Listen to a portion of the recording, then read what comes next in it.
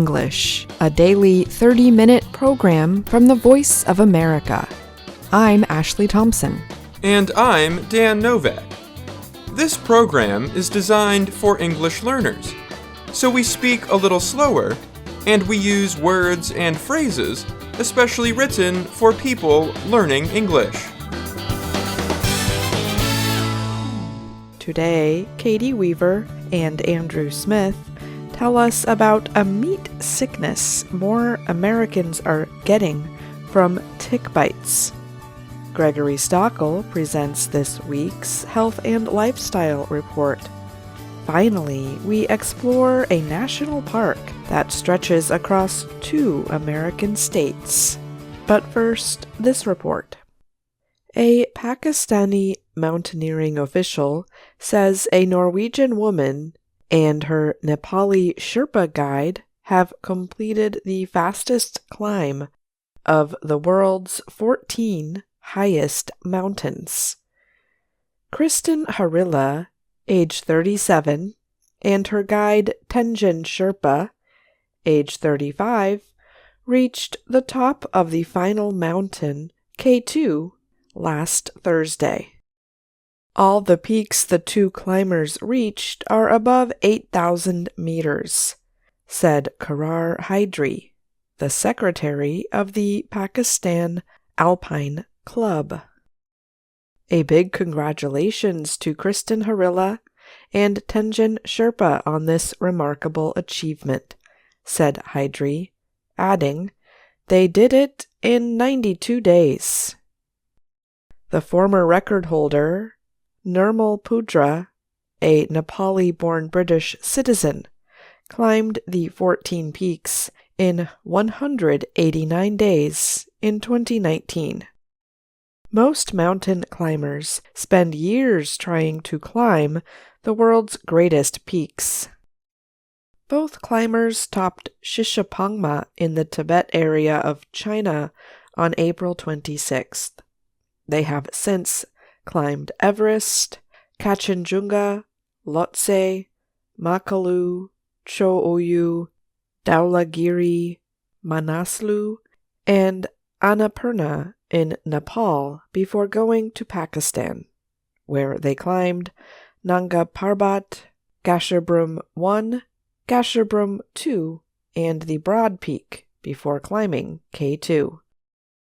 The company Seven Summits Treks, SST, provided support for the climbers' efforts.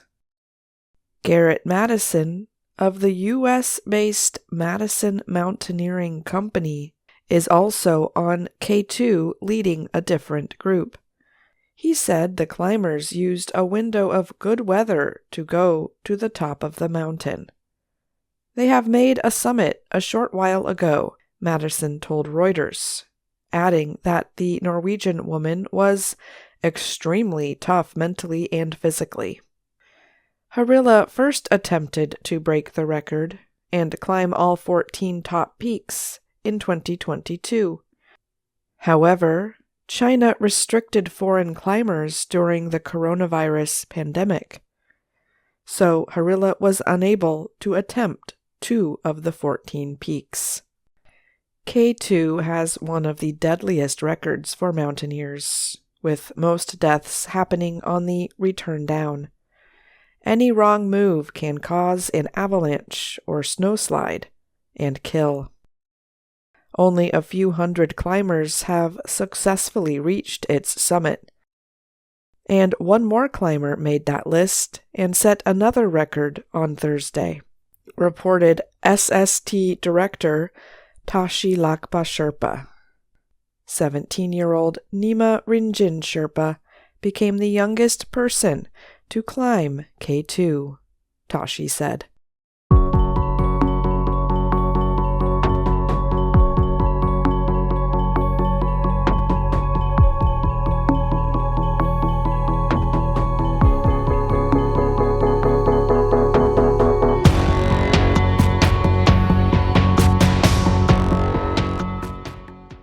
More than 100,000 people in the United States have become allergic to red meat since 2010 in reaction to tick bites, the government reports. Medical researchers say they believe many more people have the allergy and do not know it. The National Centers for Disease Control and Prevention released 2 reports on the subject recently. Ticks are very small animals that feed on the blood of other animals. One report estimated that as many as 450,000 Americans have developed the meat allergy. That would make it the 10th most common food allergy in the U.S., said Dr. Scott Commons. The University of North Carolina researcher co-wrote both reports. Health officials said they do not know of any confirmed deaths. However, people with the allergy have described it as strange and terrifying. I never connected it with any food because it was hours after eating, said one patient, Bernadine Heller-Greenman. The reaction, called alpha-gal syndrome, happens when an infected person eats beef, pork, or other meat of mammals. Taking in other mammal products, such as milk, also causes the reaction. A sugar called alpha-gal exists in mammal meat and in the saliva of ticks. When the sugar enters the body through the skin, the body's own defense, or immune system, reacts too strongly. Scientists saw such reactions in patients taking a cancer drug that was made in mouse cells containing the alpha-gal sugar. But in 2011, researchers first reported that it could spread through tick bites too. They tied it to the Lone Star tick. Scientists say the ticks live mainly in the eastern and southern U.S. One of the studies released recently examined test results from the main U.S. private laboratory looking for alpha-gal antibodies. Those tests showed the number of people who had the antibodies rose from about 13,000 in 2017 to 19,000 in 2022. Experts say cases may have increased for several reasons. They say the Lone Star tick population is expanding. They also suggest more doctors might be learning about the disease and ordering tests for it. But many doctors are not. The second study was based on a survey last year of 1,500 U.S. general care doctors and health professionals.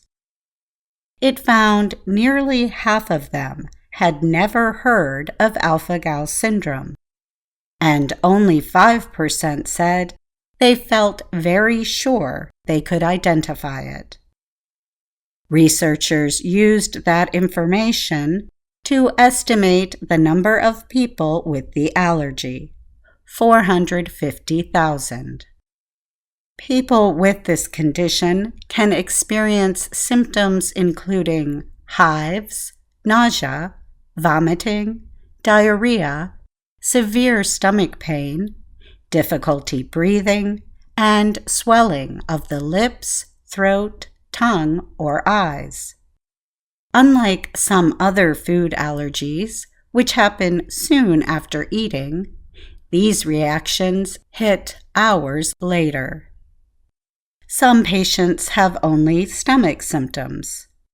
The American Gastroenterological Association says people with unexplained diarrhea, nausea, and stomach pain should be tested for the syndrome.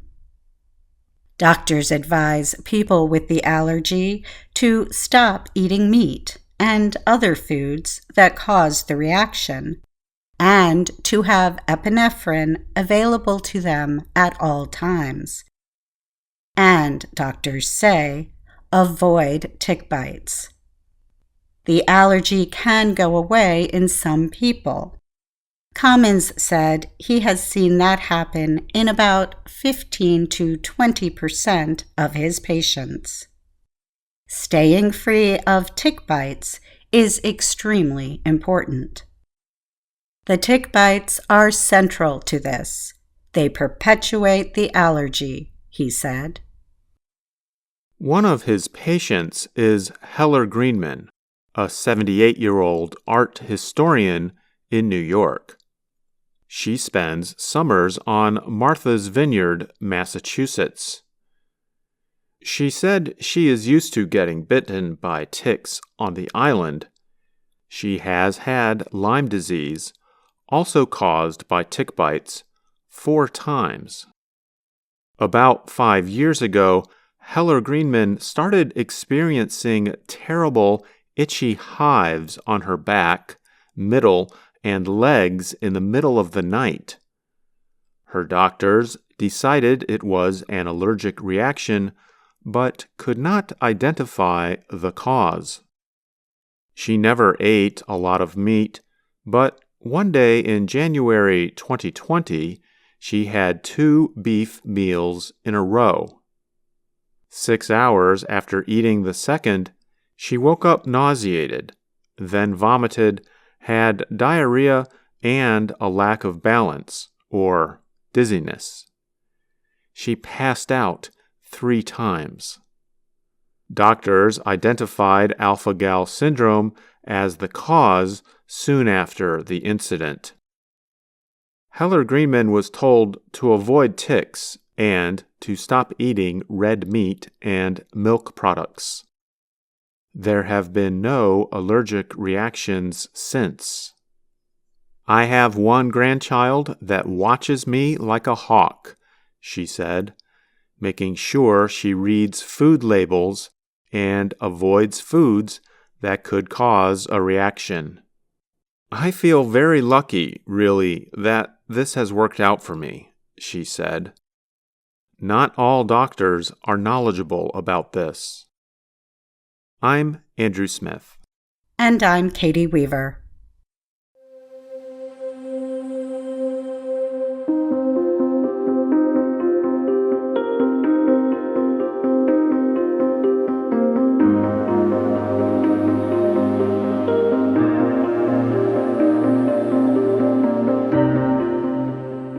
In her latest gardening story, Jessica Damiano tells of the garden pests and diseases she has seen in her plants.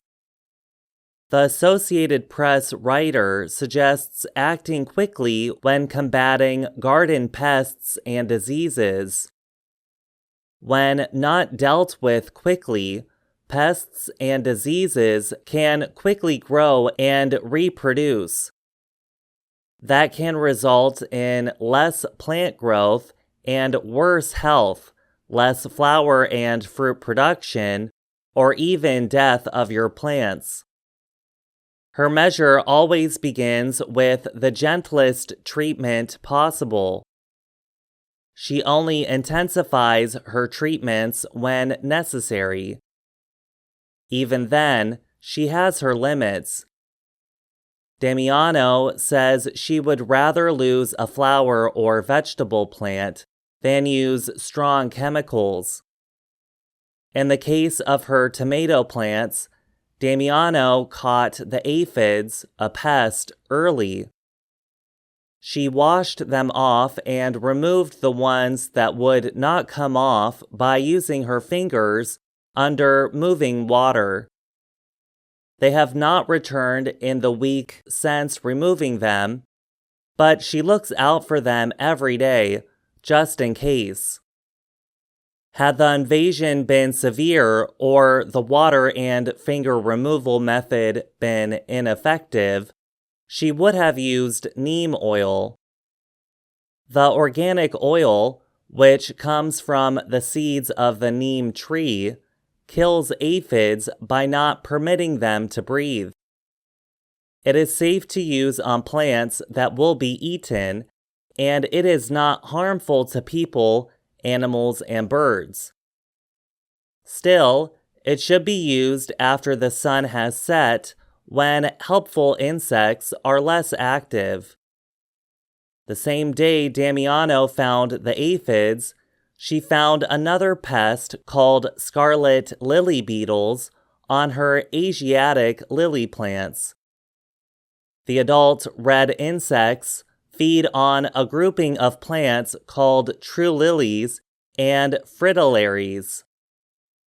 In an earlier stage of life, called the larval stage, they cover themselves in waste. This makes them less appealing to those that would want to eat them. But the coating also protects them from chemicals, making them difficult to remove. The pests had already damaged some of her plants. To prevent more damage, she removed them by tapping them off of the plant into some water with soap and vinegar, or household cleaners. Her rhododendron, a flowering plant, were attacked by a pest called azalea bark scale last summer. She saw the white insects had come back this year. Some of the leaves were infested, so she cut them off. But because most of the leaves only had a few of the pests, she was able to remove them by touching each insect with some rubbing alcohol. By working early, Damiano slowed or stopped infestations that could have killed her plants. The same would be true for diseases, many of which also respond better to early treatments. I'm Gregory Stockel.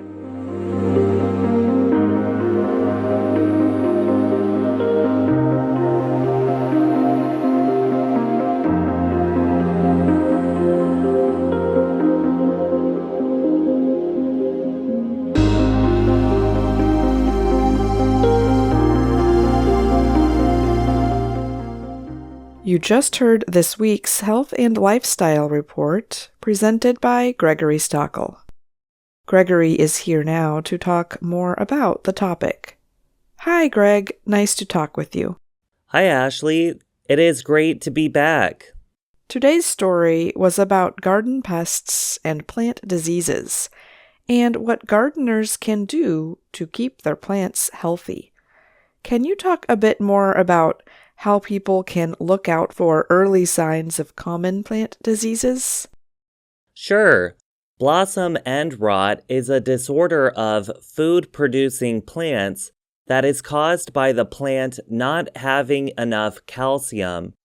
The first sign is a water-soaked area near the bottom of the fruit. As the affected area grows, it will sink and turn black or brown. That is just one disease, but it is important to look out for.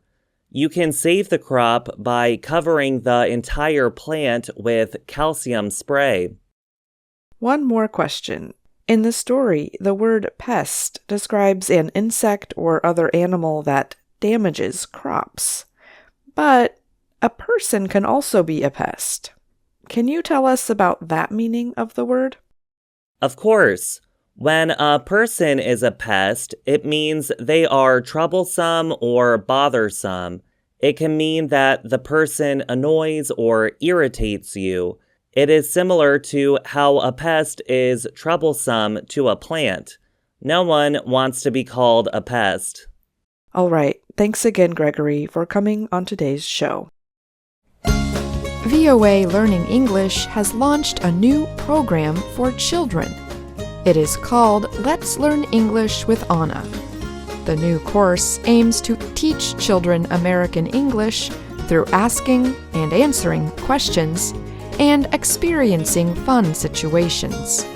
For more information, visit our website, learningenglish.voanews.com.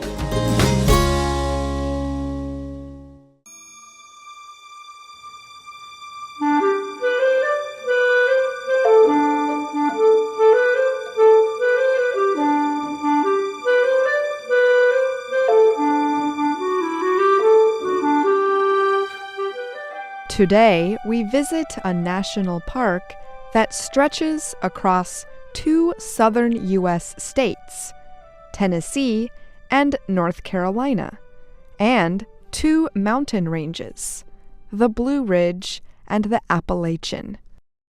The area is known for its wildflowers, autumn colors, waterfalls, and black bears.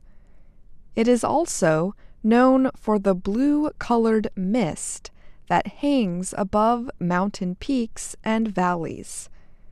It looks like smoke and gave the area its name. Today, we are exploring the Great Smoky Mountains National Park. We are hardly alone on our journey. The Great Smoky Mountains National Park gets more visitors than any other. Starting in the 1920s, local citizens began working to protect the land. Ann Davis moved to Knoxville, Tennessee in 1915. She soon came to love the Great Smoky Mountains. In 1923, Davis visited some of the national parks in the western United States. She proposed creation of a national park to protect the Smokies after she returned home.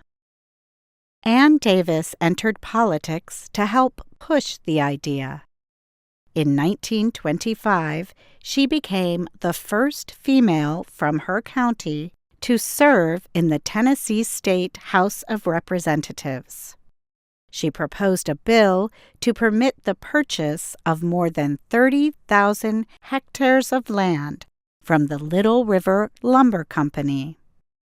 That was the first huge purchase of land used to create the national park. In 1934, Tennessee and North Carolina gave the federal government more than 300,000 hectares of land for the park. The Great Smoky Mountains National Park was established on June 15, 1934. But the official dedication did not take place until 1940, when President Franklin Roosevelt spoke at a ceremony within the park. The ceremony took place at the Rockefeller Monument, on the border between the 2 states that provided the land. Roosevelt said that day, "It is good and right that we should conserve these mountain heights of the old frontier for the benefit of the American people." Most years, around 9 million people visit the Great Smoky Mountains National Park. It is the largest area of protected land east of the Rocky Mountains, and it is one of the few national parks that is free to enter. The park has over 1,000 kilometers of trails.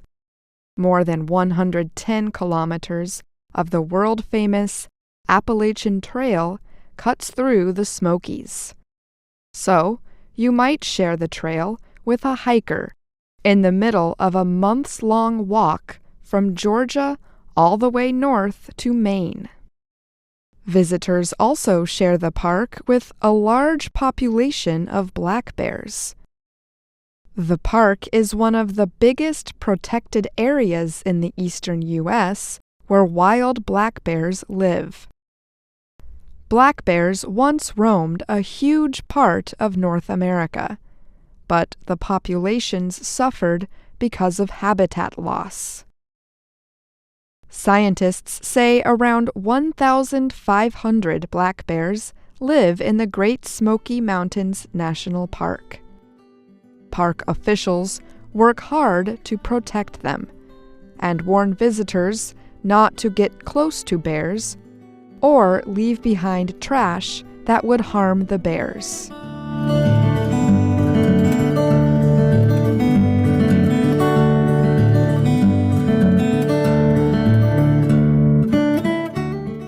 Many visitors come to the park to view wildlife.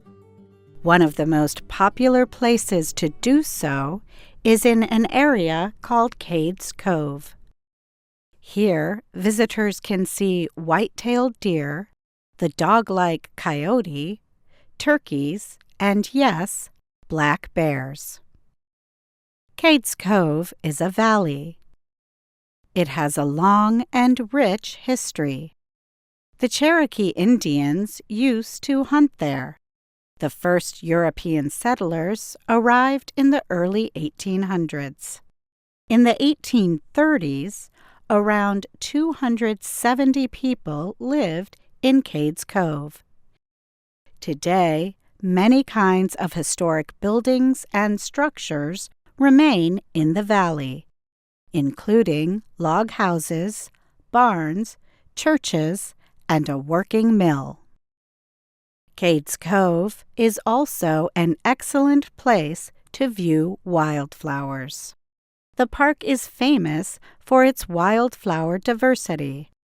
Within the park are more than 1,500 kinds of flowers, more than any other national park in the country. Another famous spot in the Great Smoky Mountains is Clingman's Dome. It is the highest point within the park. At the top of the 2,024-meter-tall mountain is an observation tower. It offers viewers a 360-degree view of the Smokies and surrounding areas. Unfortunately, the park has faced air pollution problems. The pollution harms the views atop Clingman's Dome and other scenic spots in the park. The Cherokee Indians who lived in the area used to call these mountains Shakonajee, which means place of the blue smoke. Today, the blue-gray smoke that surrounds the mountains is no longer pure. Some of it is just air pollution. Most comes from electric power centers and cars. The pollution damages native plants and water streams. It also affects the views from the scenic overlooks. It can make the mountain colors appear less bright and beautiful. The National Park Service suggests that visitors by car consider using public transportation from the city of Gatlinburg, Tennessee. A trolley car takes visitors to many stops within the park. The millions of visitors to this beautiful part of America have a special responsibility to preserve the land that many worked so hard to protect. I'm Ashley Thompson. And I'm Katie Weaver.